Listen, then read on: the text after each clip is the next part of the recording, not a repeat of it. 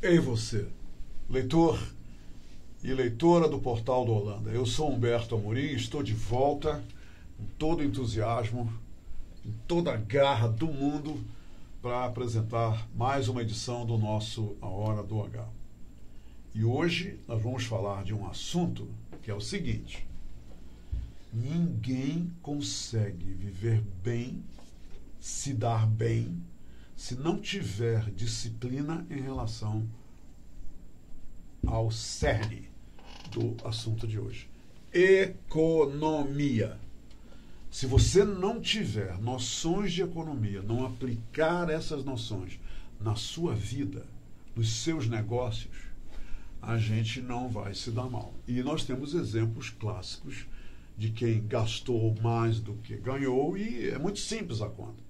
Entra menos, sai mais, babau, é problema. É por isso que hoje eu peço toda a atenção de vocês, porque estou trazendo para tratar de assuntos econômicos, assuntos referentes, relacionados à economia. Estou trazendo um especialista, o economista Martinho Azevedo. Olha só, ele é economista de carreira, em outras palavras, foi para a academia, tornou-se um economista e seguiu essa carreira galgando outros patamares. Foi presidente do Conselho Regional de Economia de todo o estado do Amazonas. Hoje, ele é vice-presidente do mesmo conselho, que tem como presidente Francisco de Assis Mourão Júnior.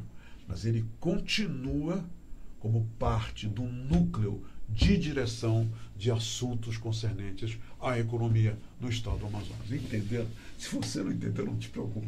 O Martinho vai já trocar em miúdos tudo isso que eu estou dizendo. Mas o que mais eu quero dizer? Eu quero dizer para vocês que ele vem conversar com a gente sobre economia, logicamente, né? Em relação ao Distrito Industrial, à Zona Franca de Manaus, à economia doméstica, todo tipo de economia.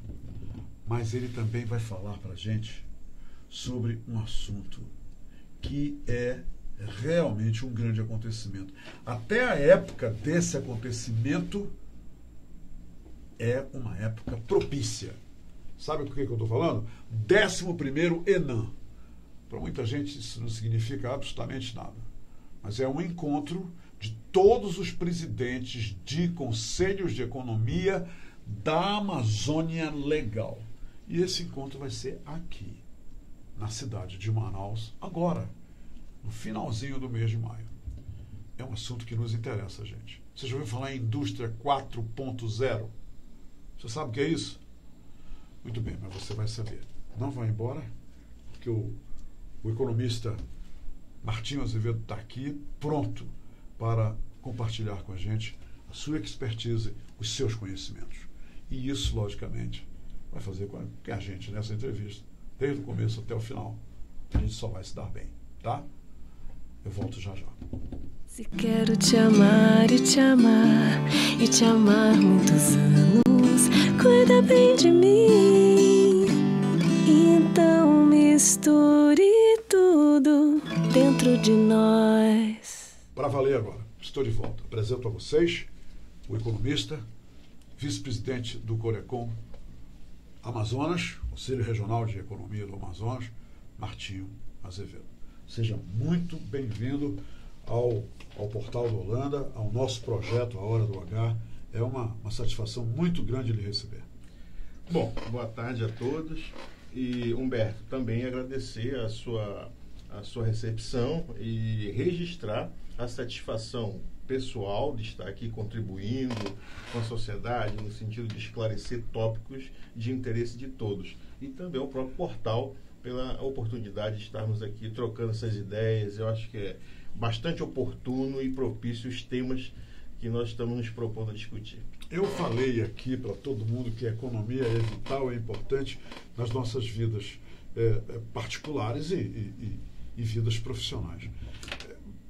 Você concorda com o que eu disse? É exatamente isso. A economia, se você não tiver disciplina em relação a diversos tipos de economia nas nossas vidas, pessoal e profissional, você se dá mal. Se dá mal, com certeza. Eu sempre, quando tenho oportunidade, falo que, assim como outras profissões, a profissão de economista, você tem que estudar sempre, trabalhar muito. E eu resumo, é um verdadeiro sacerdócio. Por quê? Porque os assuntos são latentes. Então, você, ao abrir o jornal, você se depara com uma manchete que pode impactar a sua vida do dia a dia, pode impactar o seu emprego, pode impactar a sua possibilidade de investimento, pode impactar o seu futuro, pode impactar o futuro da sua família. Isso é economia, isso é do dia a dia. Como também, antes de dormir, vai assistir um jornal, tem uma manchete, tem uma notícia que pode, e muitas das vezes, impacta. Nós tivemos momentos históricos, e aqui faço um breve parêntese, na época do governo Collor. Quem foi dormir tinha poupança, no dia seguinte estava tudo bloqueado. Isso nos anos 90. Nos anos 90. Então, imagine o impacto daquela decisão governamental que foi tomada. A população ficou apavorada, né? Levou-se um tempo para se adaptar àquilo. Então eu estou citando um exemplo de uma decisão e o impacto dela na vida das pessoas, tá certo? E assim vão em várias decisões, sejam elas a nível federal, a nível estadual, que tem um impacto significativo, né, na repercussão da vida diária das pessoas, tá certo? Vimos aqui, só como destaque nessa importância de se discutir economia, falávamos de reforma trabalhista. Você viu o impacto que foi discutir reforma trabalhista. Por quê? Porque mexe no dia a dia das pessoas, na forma dela obter renda, na forma dela manter o seu sustento. Hoje, qual é o assunto do momento? Reforma da Previdência a nível nacional, né? Tem tudo a ver com o seu dia a dia. E os números estão sempre aí, né? Os números estão lá. Tudo. Perfeito. E aí eu digo, para o bem e para o mal. Quando mal divulgado, quando mal analisado, tem esses dois viés, né? Então veja a importância da economia. O Brasil passou décadas discutindo um assunto que não encontrava solução. Qual era? A hiperinflação, o processo inflacionário. Passamos a década de 70, 80, vivendo um drama social. E dias terríveis, né? Que a gente amanhecia sem saber quanto ia custar, que ia comprar no outro dia. Perfeitamente. Então veja a importância da ciência econômica no dia a dia das pessoas, tá certo? Como também temos notícias importantes. Olha, o Brasil cresceu, o Brasil gerou emprego, melhorou o nível salarial, melhorou o nível de renda. Então veja que são questões que têm uma repercussão muito forte na vida das pessoas. E todas as pessoas. Sim. Não é aquele que tem coletivo, uma renda, né? É o coletivo. É o coletivo. Então, entender essa questão da economia é fundamental. E hoje até, inclusive no Conselho, discutimos uma questão muito importante, que é a educação financeira no ensino médio, né? Na fase inicial da educação. Como parte do currículo escolar. Né? Por quê? O meu filho vai formar, tá? Tem recurso para fazer isso, para pagar festa, para fazer uma atividade? Não. Se não ensinarem ele que tem que ter a disciplina, que tem que guardar dinheiro, que tem que planejar as atividades, ele vai ser frustrado lá no final do ano, porque ele não vai conseguir. O jogo financeiro é baseado em disciplina, em cima não é? Da disciplina. E saber, não é, presidente? Com certeza. Aplicar direitinho, saber como aplicar e onde aplicar. Aplicar. A ciência econômica, ela vem de dar exatamente esse poder de escolha. É esse poder de escolha que deve estar baseado nas decisões da ciência econômica. Não, olha, foi checado, é isso aqui. O comportamento será esse. Então, quando se estuda economia, se estuda essas ferramentas para que você possa ter esse poder de análise com a maior precisão possível. Né? Isso é economia do dia a dia. Fascinante. Presidente, me diga uma coisa.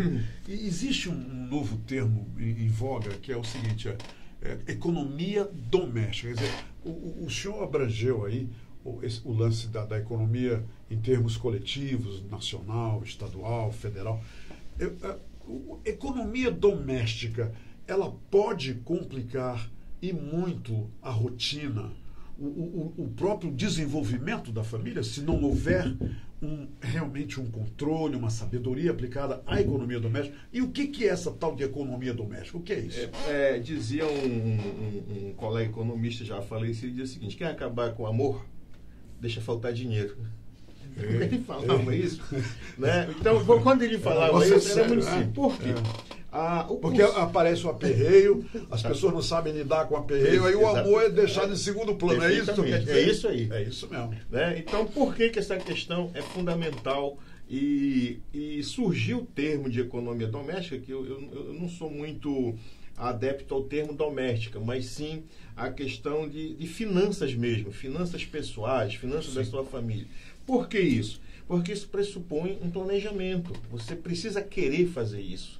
Né? Esse querer fazer isso é aquilo que você iniciou. É você entender o quanto você gasta, qual é a sua renda e o que você pode gastar. Olha o termo. E guardar, poder gastar. E guardar também, né, perfeitamente. É esse poder de escolha. Exato.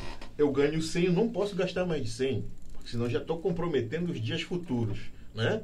Não, se eu ganhei 100, conseguir pagar todos os meus compromissos sem dar sobrar 20, opa, qual é a minha possibilidade? No próximo mês eu vou ter uma renda melhor. Sim.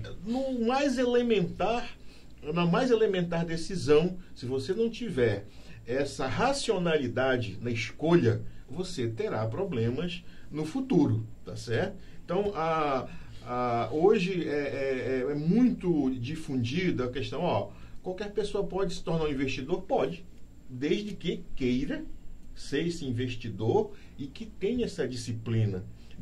Mas eu guardei R$10. Não interessa, mas é R$10. Que lá na frente pode faltar. Eu consegui guardar 100. É R$100. Não vai fazer diferença em algum momento. Então, essa escolha, esse poder de decisão é fundamental nesse manuseio, nessa lida da questão das finanças, sejam elas pessoais, sejam elas a nível de família e sejam elas a nível de empresa. O senhor concorda que os pais deveriam, da mesma forma que o senhor falou na escola, né, a fazer parte do currículo escolar, mas os pais deveriam também conversar sobre finanças com os filhos, com orientações, assim, tipo, a gente ganha 100, mas só pode gastar 40, porque 60... Quer dizer, os pais não fazem isso. Não fazem. Os filhos não sabem, e de muitas famílias, não sei se o senhor concorda, presidente, quanto a família paga de energia elétrica, quanto a família paga de água, quanto a família paga de gás. Os filhos não sabem de nada. Eles estão preocupados que de manhã cedo eles acordam lá o café da manhã, papai vai embora. Não é isso? Mas lá em casa é diferente. Lá eles sabem. Eles sabem que a energia e não podia ser diferente na casa do economista. Não poderia. O ar-condicionado está ligado. Aí nós vamos pagar. Sim. Né? Quer dizer, as crianças sabem, têm noção disso. Né? Por quê? O filho quer um presente. Olha, meu filho, eu não posso te dar agora, senão vai faltar ali. Eu já vi muito filho no supermercado fazendo um escândalo porque o pai e a mãe não compraram uma coisa e os pais constrangidos. Mas foi falta de economia, de educação doméstica, de economia, não é isso? Com certeza. O filho faz aquilo porque o pai disse, não dá para comprar esse chocolate, não. Aí o menino endoida. Exato. Não é? Esse não que é necessário, é determinante. Lá dentro de casa. Lá em casa. Para acontecer aquilo no seu mercado. Exatamente. Não é? Com certeza. Me diga uma coisa. Eu entrevistei aqui nas últimas semanas pessoas, um economista, Ulisses Tapajós. Perfeito. Também o economista Wilson Périco esteve aqui. Isso. Ontem entrevistei outro economista, o Armando do Vale, que é da Whirlpool, que é o grande executivo da Whirlpool. Então eu estou assim no mês dos economistas. Os economistas estão passando todos por aqui.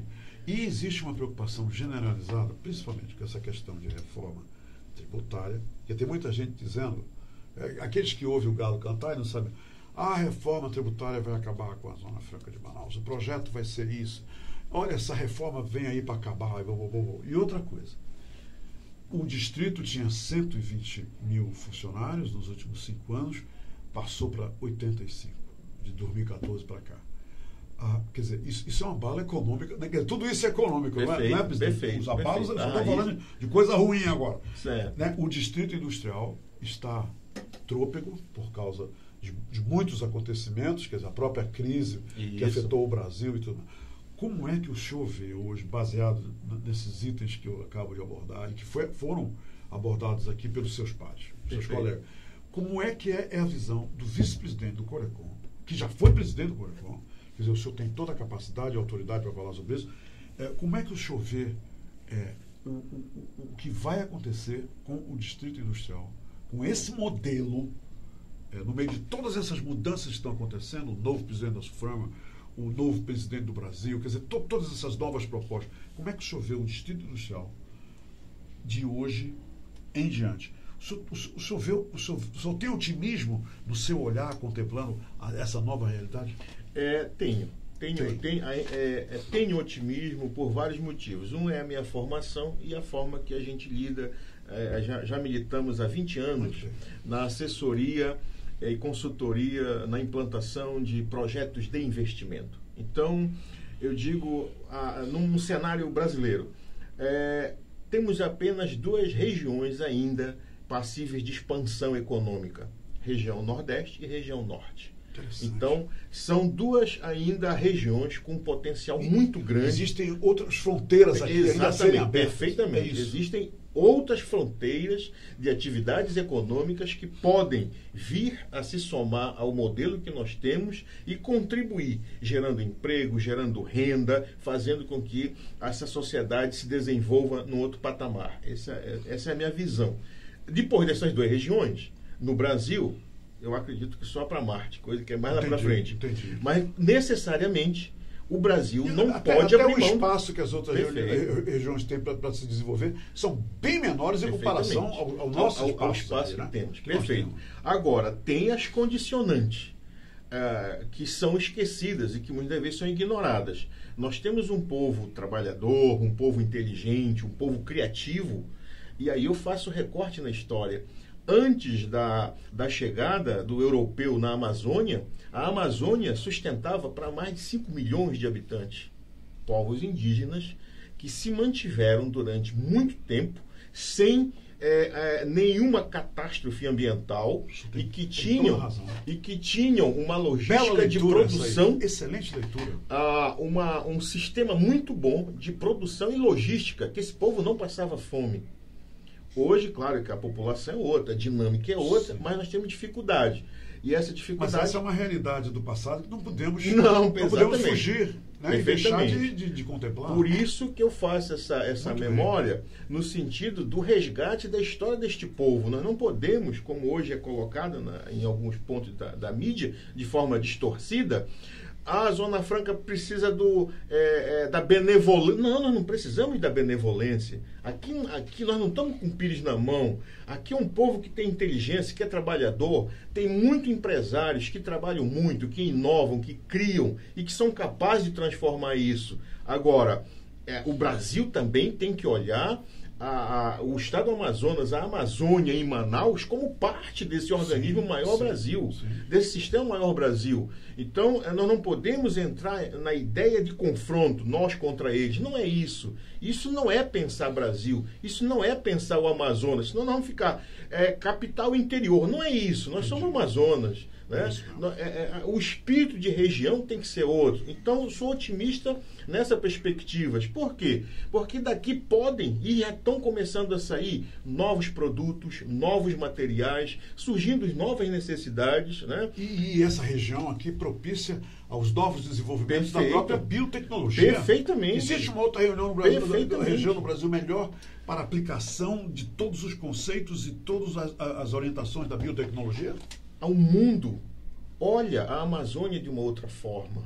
Parte do Brasil é que quer enxergar a Amazônia, o Amazonas, na perspectiva de os coitados, isso aqui precisa... O complexo do Tarzan, né? O pessoal que assistiu o filme do Tarzan e pensa que nós estamos nessa. Mas aqui, novamente, afirmo, é um povo trabalhador, com muita inteligência, com muita coisa, e tem muito para contribuir com o Brasil, como já contribuiu no passado. Sim. Seja através da exploração das drogas do sertão, posteriormente com a borracha. O Brasil não pode negar essa história. E a Zona Franca não é um peso para a nossa nação. É um benefício para a nossa nação. É um benefício. É o maior benefício em termos de retorno para o modelo que foi estabelecido, que é historicamente e mundialmente reconhecido como um modelo de desenvolvimento econômico de êxito. E precisa ser preservado e reconhecido. E reconhecido. Quer dizer, as saídas para outros modelos que se fazem necessários agora é um outro capítulo, né? Mas esse capítulo está aqui e tem que ser conservado. É isso mesmo. E hoje, aproveitando, fazendo uma consulta, a partir de amanhã, salvo engano, a Universidade Federal do Amazonas vai estar sediando um congresso de biomecânica. Olha só. Biomecânica. Isso significa dizer que aqui a inteligência está preocupada com isso. Sim. E ativa. Né? E ativa. Mas as pessoas não dão publicidade para isso. Não falam o que de bom é produzido aqui, o que de inteligência tem aqui. Razão. Então, é nesses aspectos que nós, seja como profissional, seja como representante da nossa classe, nós temos que reagir. Mas a reação deve ser uma reação pautada na verdade, com informações corretas. Né? Pena que a gente sofre ataques infundados, né? Com palavras que vendem manchete. Sim. E que a gente for avaliar de forma tranquila, você vai ver que a Zona Franca não é isso tudo que fazem, que falam de mal, que é responsável pela crise no Brasil. Isso não é verdade. A Zona Franca é um peso para as finanças. Isso não é verdade. Que a Zona Franca gera prejuízo para o Estado brasileiro. Não é verdade. Por quê? Porque se a gente for pegar os dados oficiais, seja do orçamento da União, seja dos dados oficiais de recolhimento de tributos, você vai ver que o único Estado que faz transferência líquida de renda tributária para o Tesouro Nacional é a Zona Franca. Presidente, o senhor acredita que pode ser concebido que um Estado ou um país possa dizer que eu consigo prescindir da atividade industrial? Quer dizer, a atividade industrial ela não é uma grande coluna em termos econômicos para qualquer nação, para qualquer nação. Quer dizer, nós precisamos da indústria, ponto final, e ela tem que estar aí, tem que ser incentivada. E o grande diferencial, concordo com isso, e o grande diferencial do polo industrial de Manaus, que é uma indústria limpa. Ainda tem isso. Então veja que além de hoje o modelo ter bastante inteligência embarcada, seja na gestão, seja no desenvolvimento, seja na prospecção de novos mercados, essas empresas que estão aqui usam disso. E muitos têm a questão de multinacionais, troca, não é só eles que trazem conhecimento, eles também absorvem conhecimento daqui. Então essa coisa toda, esse organismo está vivo. Está vivo e não é esse monstro. E vai continuar. Deve ter gente aí dizendo, Humberto ainda não falou nada sobre o 11º Enan. Vamos falar logo do Enan, senão a gente vai... Bom. Mas antes eu quero saber o seguinte, vamos já falar do Enan. Me fale sobre o Corecon Amazonas, como está o Corecon, os desenvolvimentos, e o que os economistas que saem da academia todo ano, o que os economistas que estão aí, alguns com problemas, nós sabemos, né, criados estes pelo próprio mercado, mas qual é a palavra que o senhor tem para os economistas, em nome do Corecon, que o senhor também já foi presidente e hoje é o vice-presidente? Nós continuamos entusiasmados com a nossa profissão, é uma profissão, inclusive, de futuro. Por quê? Porque você conhecer essa ferramenta técnico-científica do economista lhe permite ter uma visão ampla e bem mais refinada do mundo e dos acontecimentos que o cercam. Né? Agora, esperar simplesmente por milagre ou por favores não vai resolver o seu problema. Boa. Então, por isso que eu falo da necessidade de se estudar constantemente e trabalhar muito. Né? E aqui a frase que eu converso com alguns economistas, que eu digo, não é a demanda que cria o mercado, é a oferta. É a lei de Serre. É a oferta que cria a demanda. Que cria o mercado. Não, é a oferta. Né? Então, como parou de ofertar, não tem mercado. Né? Excelente. Se você não inovar, não vai ter mercado. Claro. Se você não criar, não vai ter mercado. Claro. E aí tem a trela pesquisa, estudo, desenvolvimento, tudo. Perfeito. Então eu tenho que querer colocar as coisas no mercado. Se eu não colocar, não tem consumidor, não tem demandante. Maravilha. Né? Então a nossa profissão também é muito assim. certo? E eu faço aqui um parênteses em termos pessoais. A minha carteira de trabalho é branca, certo? Entendi. Eu fui professor universitário, mas a minha carteira de trabalho é branca. Sim. Mas eu comecei a trabalhar em economia desde a época que eu era aluno. Entendi. Eu comecei a levar para o mercado soluções para a micro e pequena empresa. Claro que com o tempo, estudando, aprimorando Sim. as coisas. O estudo não para, não para. importa. Você, Não desde para. que entra na escola pela primeira Perfeito. vez, acabou. O estudo é perene, Perfeito. não é É isso? perene, e deve ser assim. Não tem jeito. Muito bem. Vamos agora falar...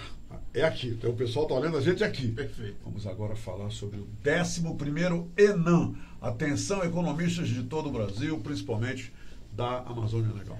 O que vai acontecer? O que está sendo preparado para esse acontecimento, este evento chamado 11º ENAM, que acontece no final de maio, não é No isso? final de maio, Vamos perfeito. lá, palavra sua. Então, Humberto, primeiro convidar todos os economistas, especialmente, mas toda a sociedade da Amazônia.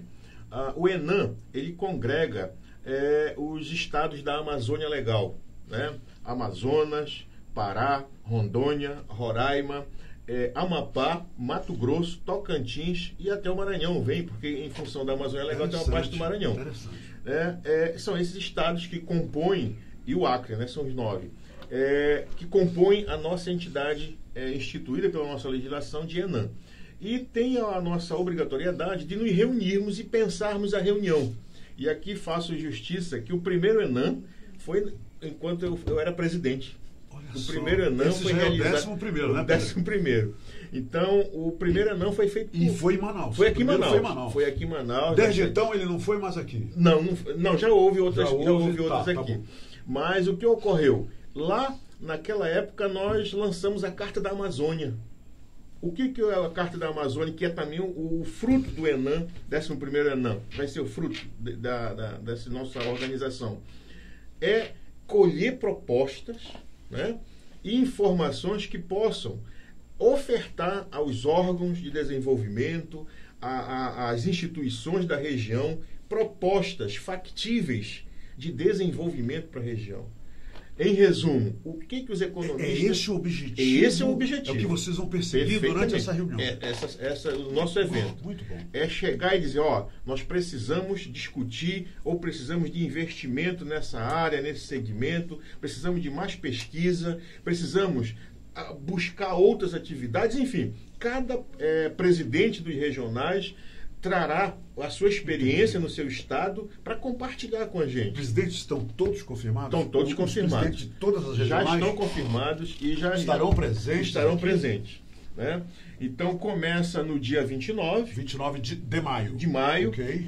No auditório da Assembleia Legislativa do Estado. Uhum. Nessa primeira noite, nós teremos a palestra do presidente do Conselho Federal de Economia, que vai abordar exatamente o nosso tema desse ano. Esse já é o tema de abertura. O tema de abertura, perfeito. Vai ser a Revolução 4.0. Precisamos entender o que é essa Revolução 4.0. Né? Tudo isso que nós estamos falando é fruto de quê? Do processo evolutivo de novas técnicas, novos conhecimentos, nova forma de organização do trabalho, da divisão do trabalho, novos materiais, novos produtos. 4.0 o que é? Uma indústria. É indústria, né? Indústria 4.0. É isso, presidente? Exatamente. Então, o presidente fará essa palestra de abertura. Estamos aguardando a confirmação do prefeito de Manaus, que numa conversa com o secretário já se mostrou receptivo, né? A participar do evento. Eu disse, olha, ótimo, nós precisamos, né? No dia seguinte, em que a gente adentra basicamente já no dia 30 de maio. No dia 30 de maio, pela parte da manhã, nós teremos o painel, o papel das instituições de ensino e de pesquisa frente aos desafios e oportunidades da Revolução 4.0. Neste painel já está confirmado, já foi convidado, está confirmado a presença dos magníficos reitores, professor Silvio Mário Puga, da Universidade Federal do Amazonas, do Dr. Kleinaldo, da UEA. Teremos também a presença do pesquisador Dr. Manuel Cardoso, que vai também estar palestrando com a gente, a secretária de Educação do município, sim, o secretário de Educação do Estado. Kátia Schweikart. Exatamente, exatamente. Então, esses palestrantes irão apresentar o que as suas instituições estão estudando, estão se preparando, estão lidando com ela em termos de conhecimento, em termos de educação, formação, para enfrentar esses desafios, né, da indústria 4.0. Ok? Claro que aí surgirão ideias, surgirão propostas, e essas propostas serão devidamente relatadas para que a gente possa compor a nossa Carta da Amazônia. O painel seguinte será as perspectivas da Revolução 4.0 na economia da Amazônia. Né? Qual o impacto desse momento histórico que estamos vivendo nas economias? Já sentimos. Inclusive, já estamos a sentir. Por quê? Inclusive, um dos palestrantes que já confirmou é o colega aqui, diretor da UILPO, né? O Armando do Vale, né? Ele falou que ia participar. Perfeito. Então, o que ocorre? A indústria dele já sente os impactos.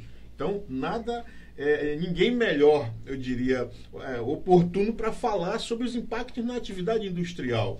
Né? Então, ele irá também palestrar.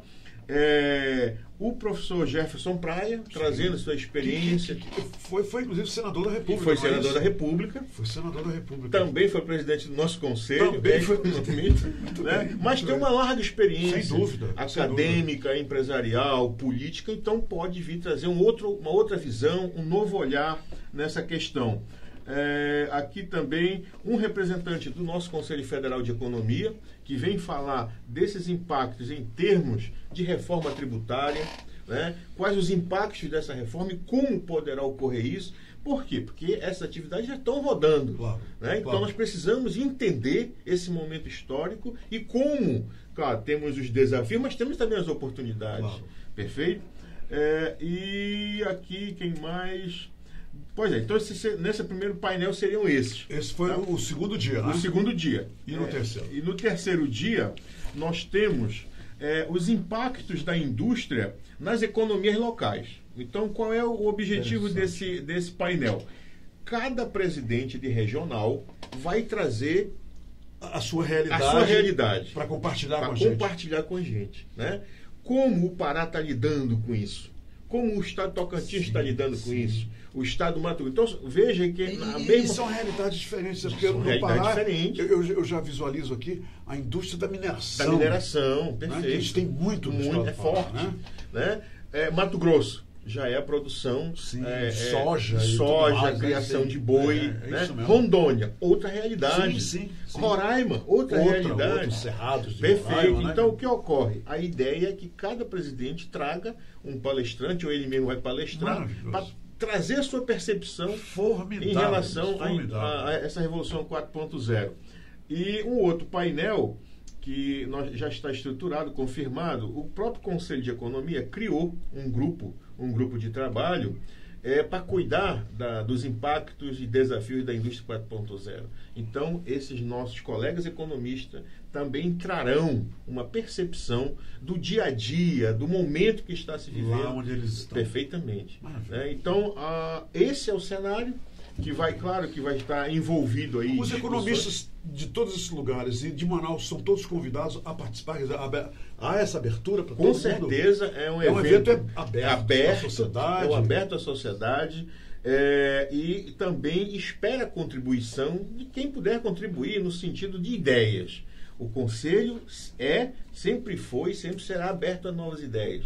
Sempre nós temos essa perspectiva, de modo que a nossa responsabilidade maior quanto gestores é a difusão, claro, é a difusão do conhecimento, mas é a preservação da nossa classe como instituição, de contribuir positivamente com a sociedade. Bacana. Então, primeiro dia, 29 de maio, no auditório da Assembleia Legislativa do Estado do Amazonas. A partir das 18. Das 18 horas, no primeiro dia. No primeiro dia. Dias, normal, 8 horas 8 da manhã, até o intervalo do meio-dia e até 5 da tarde. Meu querido economista, vice-presidente do Conselho Regional de Economia do Estado do Amazonas, Corecon, muito obrigado pela entrevista. Obrigado por ter vindo aqui compartilhar com todo mundo informações tão importantes e que afetam de maneira muito incisiva em todas as vidas de nossos leitores e leitoras e também desse apresentador aqui. Muito obrigado. Perfeito. Nós agradecemos mais uma vez e continuamos à disposição, para o bom debate. O debate em cima de verdade, em cima das coisas que são corretas e que poderão ter uma repercussão positiva para a coletividade. Esse é o nosso fundamento maior enquanto sociedade. Leve o meu abraço para o presidente Mourão, para todos que fazem aqui, que trabalham, estão ali no seu dia a dia, construindo as ações do Corecon Amazonas. Só para finalizar, pedir uma licença sua. Toda a presença da Regina. Eu já ia perguntar, ele atrapalhou aqui a minha finalização. Quem são essas pessoas que estão aqui nos olhando? Olha ela ali. Ó. Quem é essa princesa linda que veio aqui? É minha filha, como Melissa. Olha a Melissa. Melissa, pode falar, todo mundo vai ouvir. Vai ser economista ou ainda não decidiu? Tá cedo. Tá cedo! Bacana, Melissa, que bom que você veio. E a Arlene é nossa colega economista, conselheira. Isso. E dedicada à economia, a finanças pessoais, né, doutora Arlene? Bacana. E tem nos ajudado muito. Em breve, isso aqui é novidade. Em off, tá aqui em off. Todo mundo ouvindo a gente, entendeu? Pois é, mas é o seguinte, a Arlene é entusiasta nisso, tá já escrevendo um material que brevemente o Conselho vai estar divulgando nas suas mídias, em tudo, sobre finanças pessoais, sobre finanças... Quando estiver tudo pronto, Arlene, já está aqui o convite para eu ter o privilégio de entrevistá-la, tá bom? A Hora do H está aberto aqui para você, está totalmente para a gente compartilhar essas coisas boas com os nossos leitores e leitoras, milhões de leitores e leitoras do Portal da Holanda, tá bom? Tudo bem. Presidente, mais Obrigado. Obrigado. Tá? Tudo de bom. Minha gente, muito obrigado. Amanhã é o Dia do Trabalhador. E tem muito trabalhador que vai trabalhar amanhã. Eu não, tá? Menos eu tô fora. Eu vou descansar. Eu não sei o presidente Martinho aqui. Então, amanhã nós não apresentaremos a Hora do H, tá? Mas pode te preparar, porque quinta-feira eu não sei o Paulo, eu não vou nem perguntar o que vai acontecer com o Paulo amanhã. Agora, este apresentador que vos fala, pernas pro ar, vou ficar olhando a gaivota no colo do vento. Só, para lá e para cá, tá bom? E eu desejo um dia do trabalho de muita, muita paz, tranquilidade de Deus, e que você aproveite para, estreitar tudo que é bom na sua vida, inclusive na sua família. Muito obrigado pela companhia aqui no Hora do H. E quinta-feira, se Deus permitir, sempre Ele, né? Eu estarei de volta aqui com mais um convidado. Desta vez, eu vou falar nesta quinta-feira... Paulo, eu esqueci, francamente. Eu vou falar com quem na quinta-feira, Paulo? Quinta-feira você vai falar com... Nem o Paulo lembra os convidados. Que a gente tem uma lista de convidados. Gaetano. Mas é o Gaetano Antonácio. Nosso querido Gaetano. Ele é economista, o Gaetano? Não, ele é contador, né? É contador. Porque eu conheço o Gaetano Antonácio agora, que ele foi presidente da OVA, OCA. Ele é poeta, é escritor. Olha, prolífico que vocês nem imaginam, um monte de escritos, muitos livros, não é verdade? É verdade. E ele vai estar aqui quinta-feira, Gaetano Antonácio vai estar conversando com a gente, tá? Bom feriado para todos.